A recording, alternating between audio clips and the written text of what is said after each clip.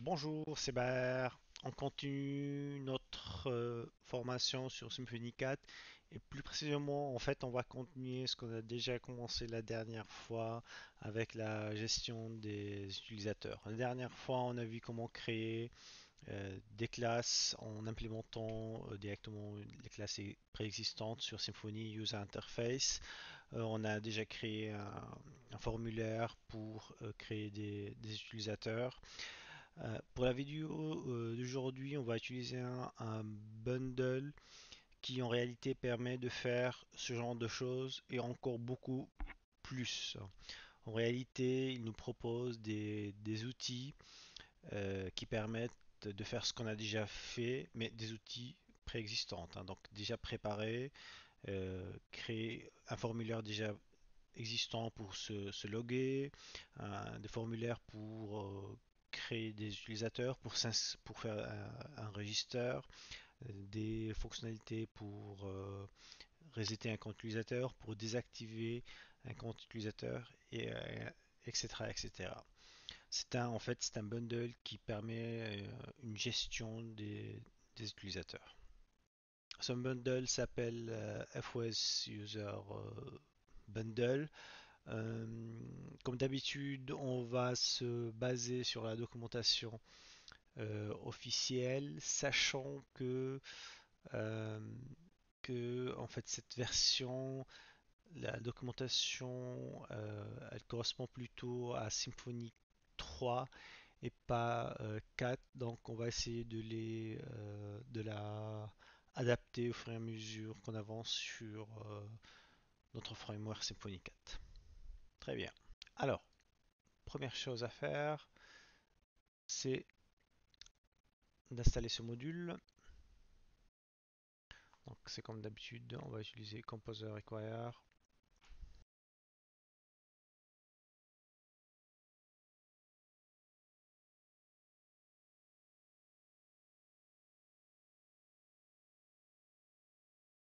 Ce qu'on va essayer de faire, c'est directement sans spécifier la version de Face User Bundle, voir qu'est-ce que ça donne.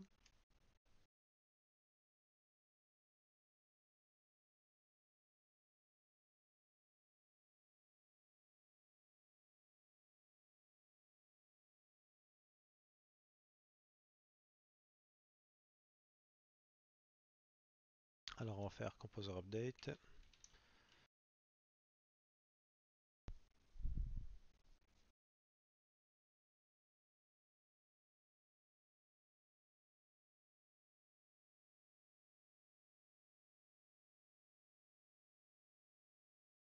Alors, on a mis à jour Composer. J'espère que cette fois-ci ça doit fonctionner. Alors je vais voir si la version.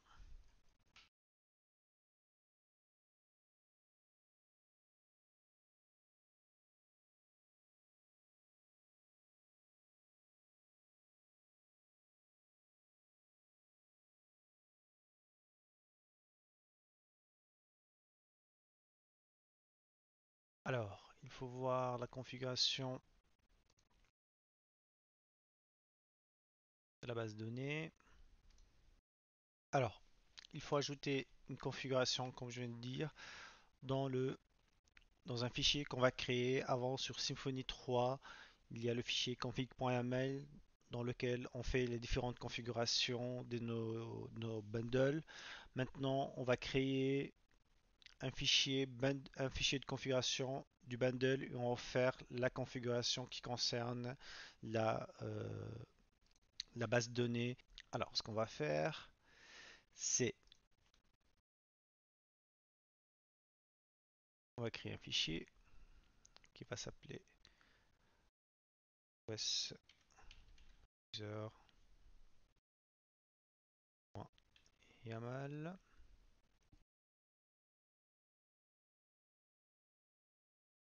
Voilà. Et ensuite, ce qu'on va faire, c'est juste d'ajouter notre oreille. Donc, FOS user. ici, le driver, ça va être l'ORM. Pour le moment, on va regarder, on va ajouter le firewall. Il va s'appeler, on va voir c'est à quoi le firewall plus tard, mais il va s'appeler main.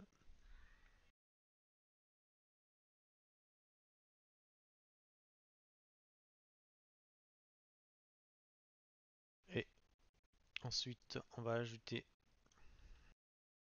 notre user class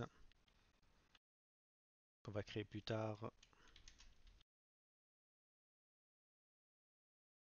entity slash, slash user. Je pense déjà avec ça on est bon. Si on va réessayer encore une fois.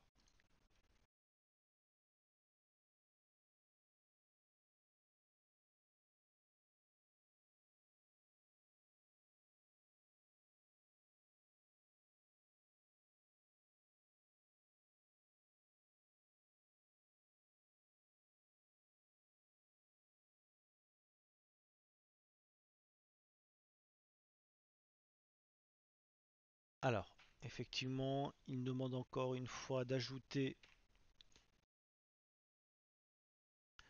le from email dans la configuration de FOS user. Dans notre cas de figure, on doit ajouter une autre config from email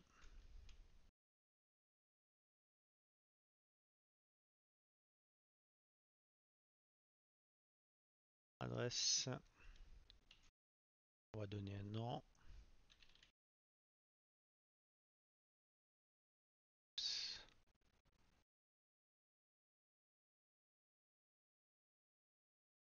At school.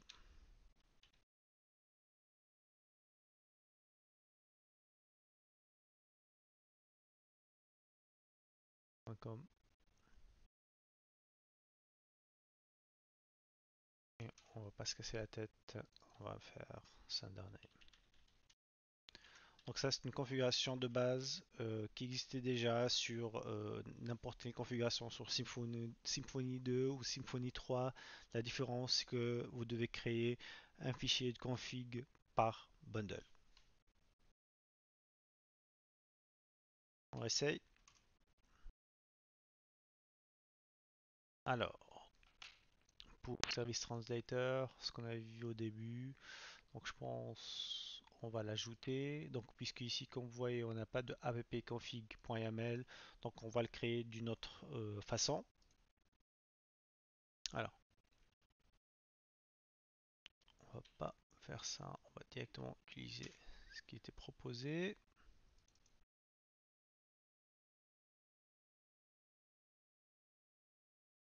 Et on essaye.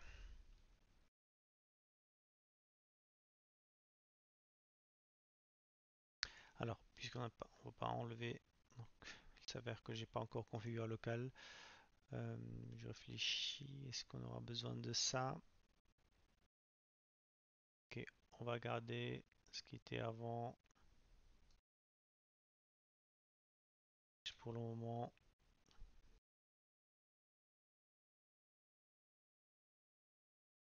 Alors, juste voir ici la configuration.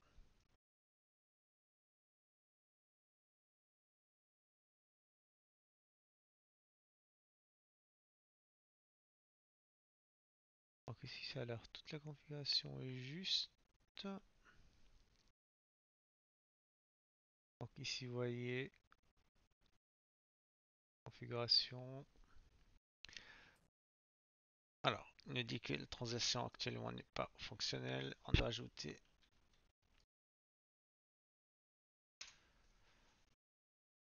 Symfony Translation. Alors, ça, service template.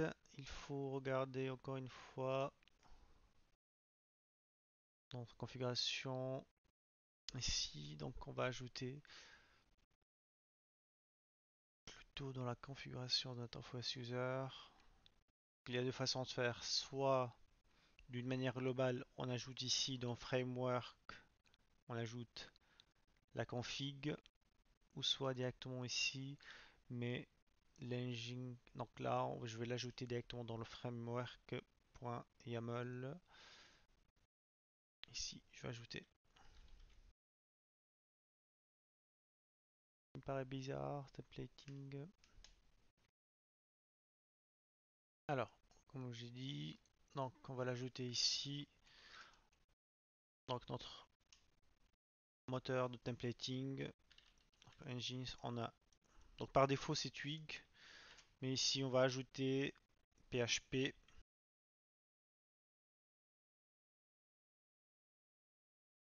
Donc on a ici Twig, mais avec OS User, on va utiliser également PHP. Je pense on est bon. On va essayer. Voir si ça marche. On va voir si ça marche. Comme vous le voyez ici, hein, la configuration par défaut de FOS User Bundle, ça correspond pas du tout en fait à ce qui était décrit dans la documentation. Donc on doit aller pas à pas jusqu'à essayer en fait de faire fonctionner le bundle sur Symfony 4, puisque par défaut c'est pour Symfony 3 et 2. Excellent. Donc ça a l'air que le bundle a été installé. On va le vérifier. On va aller dans Vendor et voir si notre FOS User, il est là, Friends Symfony User Bundle. Il a été bien installé. Formulaire, type, et je suis en train de chercher les ressources. Views. Donc là, ici on a nos différents formulaires. Registration, Resetting, Security, on va les utiliser plus tard, hein. Très bien, magnifique. Changer password et ainsi de suite. Bien, donc là on a vu pour installer le bundle FOS User. Tout d'abord, donc Composer, require friends of Symfony / user bundle. Ensuite, on doit faire des configurations. La première, c'est dans fosuser.yaml. On doit créer un fichier fos-user.yaml qui a remplacé config.yaml. C'est une configuration spécifique à notre bundle où on doit spécifier le drive de notre base de données. Ça va être un ORM. L'ORM par défaut de Symfony, Doctrine. Ensuite, un firewall name. Firewall name, on va l'appeler main. On donne un firewall name, main. Ensuite, user class, app entity user et from email, les adresses d'email qu'on va utiliser.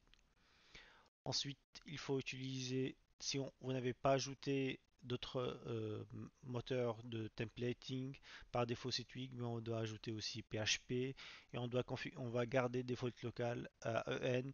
Mais si vous avez configuré vous avez rendu votre configuration Symfony en multi-langue, vous pouvez faire pourcentage local pourcentage. Mais pour le moment, on va garder uniquement la valeur par défaut qui est anglais. Très bien. Alors, on va vérifier également que on a bien installé dans nos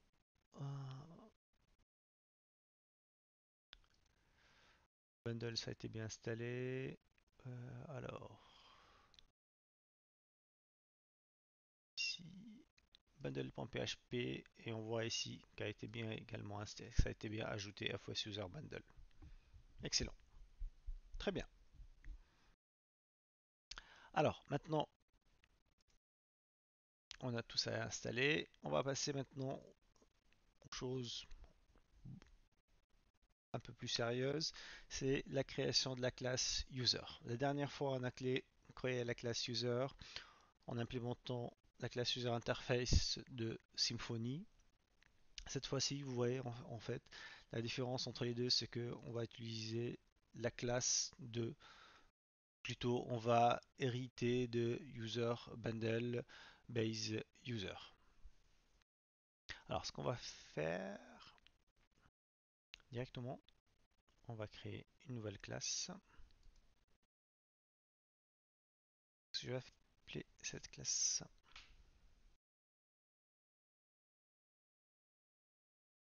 userFOS.php.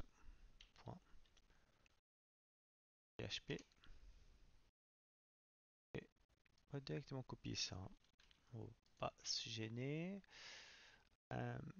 Chose ici, on va remplacer ça.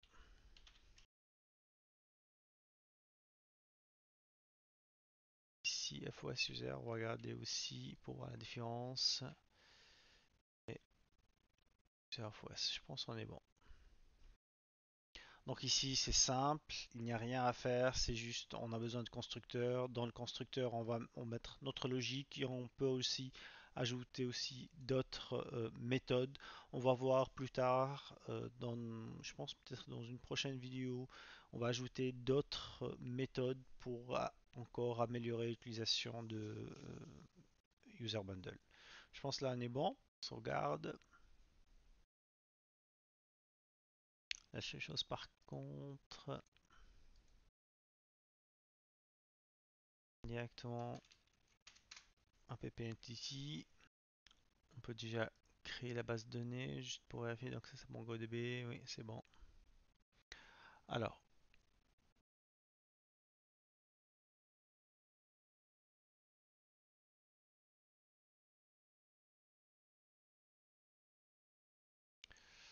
il y a d'autres configurations à faire dans le fichier security.yaml.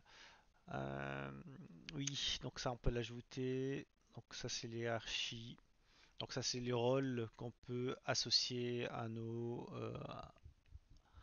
architecture de notre bundle FOS user. Oui, pourquoi pas.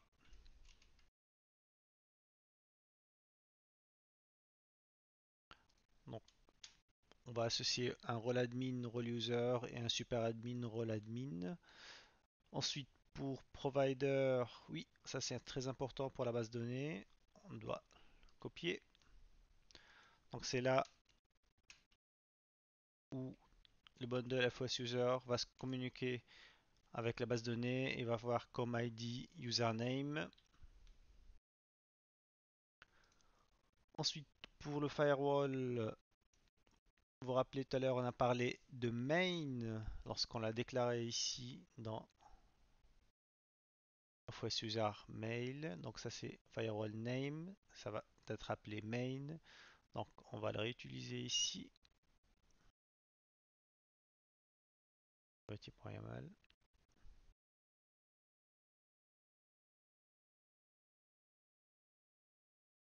Alors main, on va juste ajouter main ici.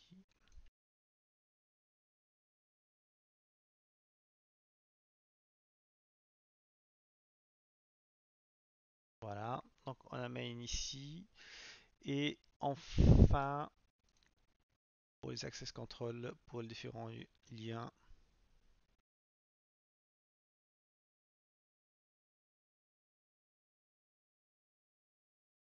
je pense qu'on est bon ici. Très bien. Alors, ce qui reste à faire maintenant, c'est de créer directement dans la base de données notre table FOS User.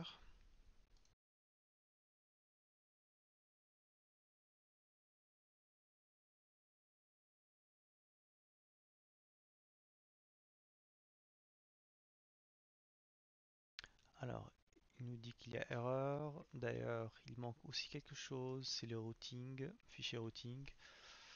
J'ai oublié.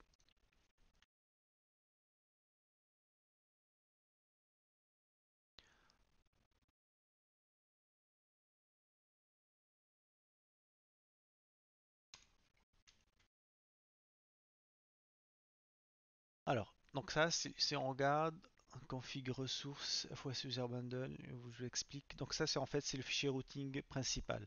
On peut spécifier chaque URL, sa correspondance au chemin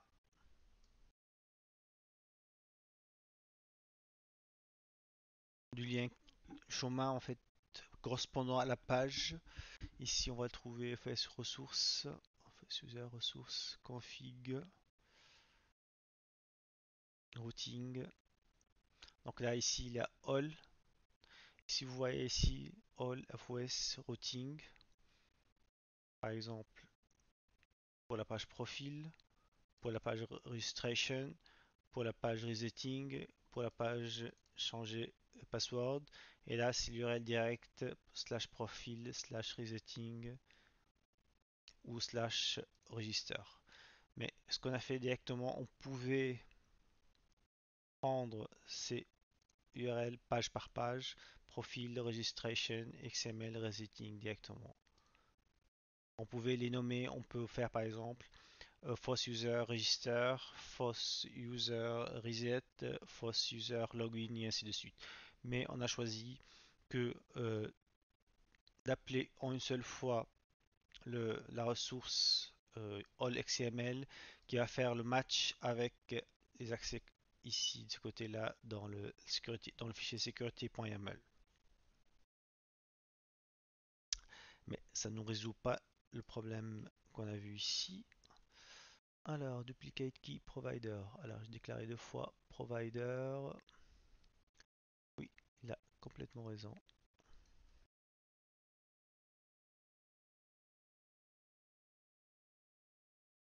On enlève ça.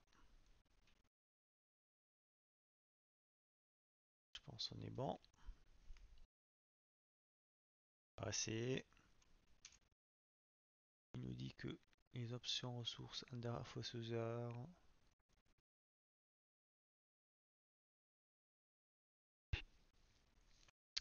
Alors, on va essayer de changer ça. Mettre ici. Voir si ça va donner quelque chose.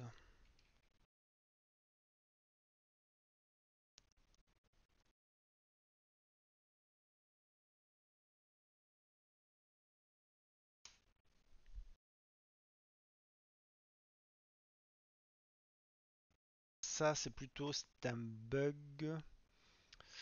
Il faut aller dans fichier security.yaml, user checker, ça doit être security.userchecker.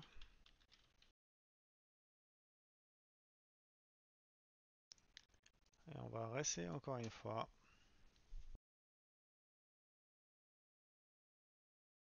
Et ça a l'air de bien fonctionner, extrêmement bien.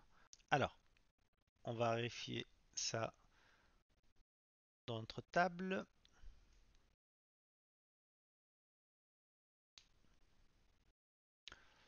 Alors, on rafraîchit, on a FOS user, excellent. On a ici notre table ID, username canonical, email, email. Et tout ça, c'est déjà prêt. On n'a rien fait, on n'a pas ajouté nous-mêmes les variables. Vous vous rappelez la dernière fois, dans la classe user, c'est nous qu'on a créé ces différentes colonnes. Mais FOS User Bundle, dedans, on n'a rien créé, mais c'est lui qui a déjà créé ces différentes colonnes. C'est quelque chose d'extrêmement, extrêmement bien fait. Et on va voir un peu plus tard que déjà les URL sont déjà préparés. Alors, on va voir ça. Tester directement. On va voir si ici on va faire slash login par exemple. Qu'est-ce que ça va nous donner? Alors, ça n'a pas l'air de fonctionner. Alors, en réalité, il manque une petite chose, d'après ce que je vois ici, c'est d'ajouter Donc on va ici form login. C'est là où on va se loguer. Et ici, si on change ça, déjà avec ça, on peut spécifier path. Et ici, on doit créer dans notre route.yaml la correspondance, le nom, ou plutôt le nom de notre route. On doit donner un nom à notre route. Ici, login path.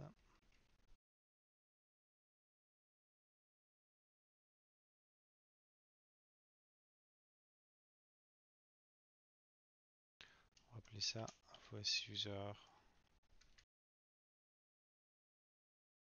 login. Et ce qu'on va faire, on va venir dans ce.yaml. C'est là qui est intéressant. Ressources. Et cette fois-ci, on va faire routing. Alors, ce qu'on peut faire, on peut voir la liste de nos routes. Alors, c'est simple, il suffit de faire PHP bin console. Ensuite, debug routeur. Alors, routing.yaml. Pas content que j'ai fait ça.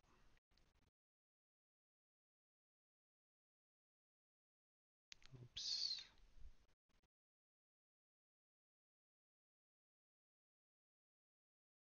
Là, on va voir la liste de tous nos routes.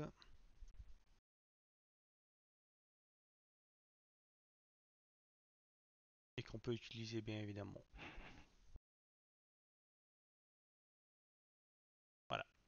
Alors, qu'est-ce qu'on peut utiliser? Donc, vous voyez ici FOS User Security Login. Donc, on peut utiliser ça.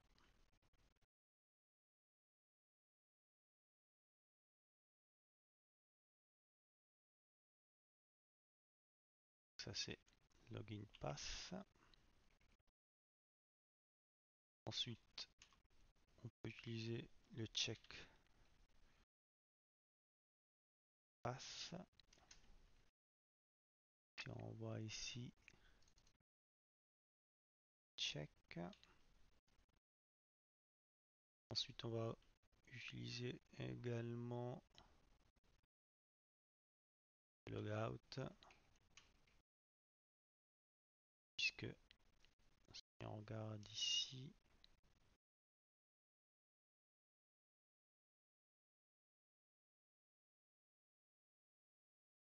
on a aussi logout, donc pourquoi pas.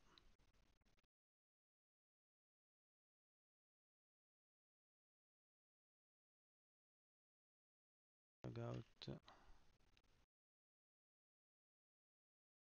path.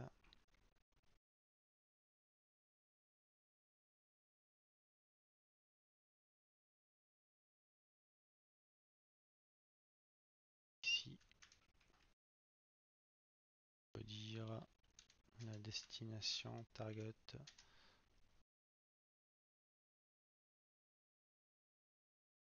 doit être la page d'accueil. Alors,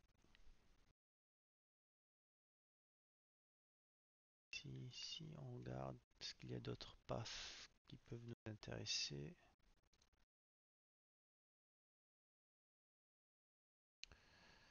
Alors, qu'est-ce que ça peut être intéressant?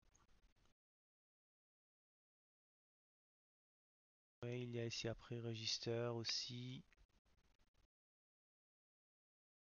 On va voir ça un peu plus tard.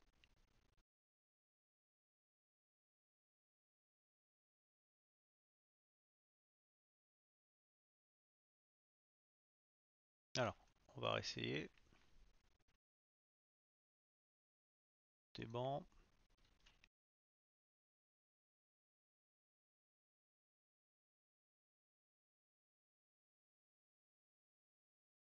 Est-ce que ça va marcher? Login. Et voilà, boum, on a une erreur. C'est déjà pas mal.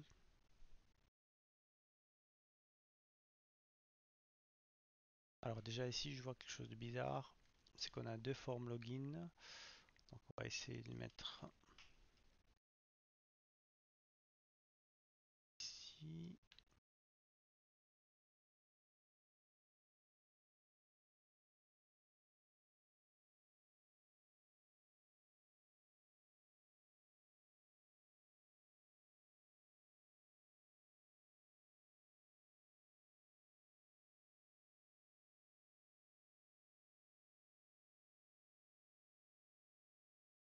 Je pense qu'il faut garder comme ça.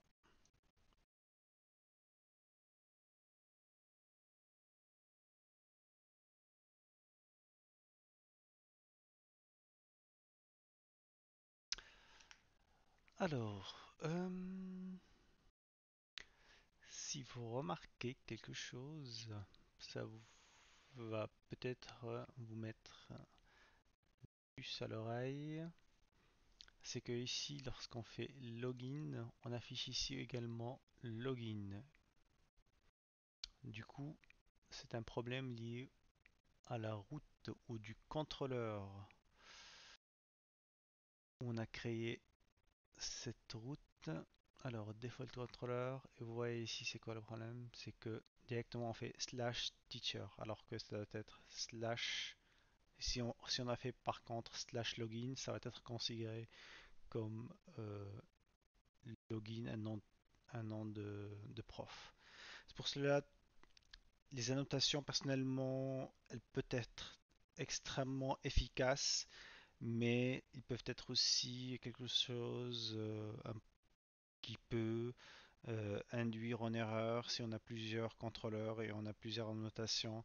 Et là, on ne sait plus euh, quel chemin correspond à quel contrôleur. C'est pour cela, personnellement aussi, je préfère que toutes les routes soient dans un seul fichier qui est en l'occurrence le routes.yaml. Mais c'est pas grave. L'objectif c'est d'apprendre et de voir qu'on a deux possibilités. Soit on met les routes directement dans nos fichiers contrôleurs ou dans le route.yaml. Dans ce cas de figure, donc on va changer ça. On va mettre ici user teacher. Comme ça, c'est beaucoup plus simple. Et ici, si on garde toujours user slash Mimi, donc là on a ici le admin Mimi. Très bien. Par contre, si on va utiliser maintenant le chemin qu'on a créé ici, FOS user security login, plutôt qu'on n'a pas créé, qu'on a utilisé, qui a été plutôt proposé par FOS user, on va faire directement ici login. Et voilà. Et là, il nous demande de s'authentifier. D'ailleurs, on ne sait pas. On regarde s'il nous propose également. Là, il y a également un path pour s'enregistrer. Et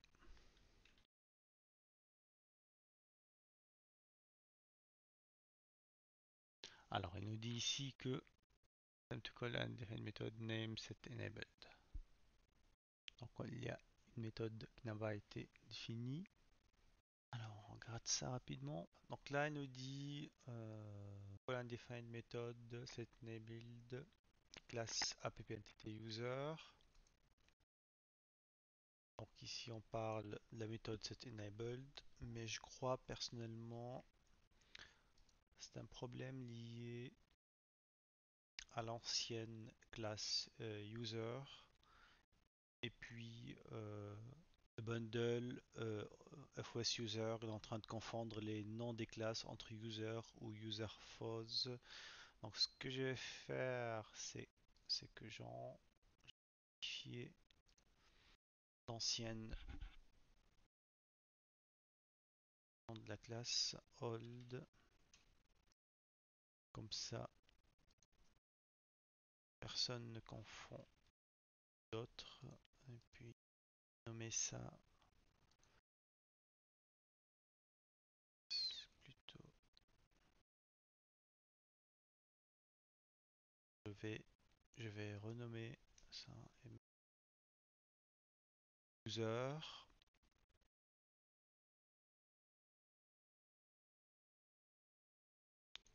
Et ici c'est bien. Regardez user. Ok, ça je l'ai déjà corrigé. Normalement, si on reteste.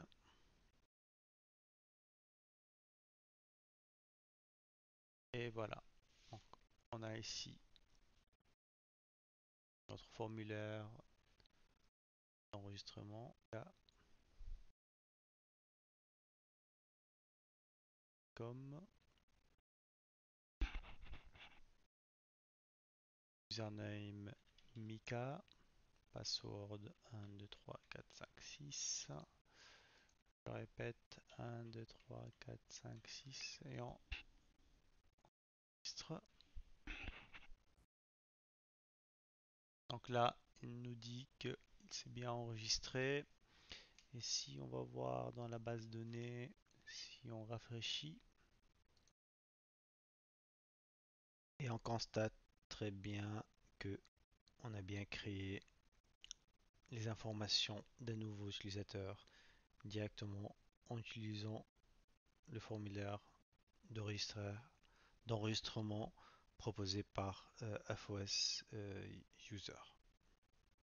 Donc on constate très bien que ce bundle, rapidement, c'est vrai qu'on a pris un petit peu de temps pour la configuration, puisqu'on n'a pas la documentation officielle, on va dire, pour Symfony 4, mais il suffit de le bien configurer.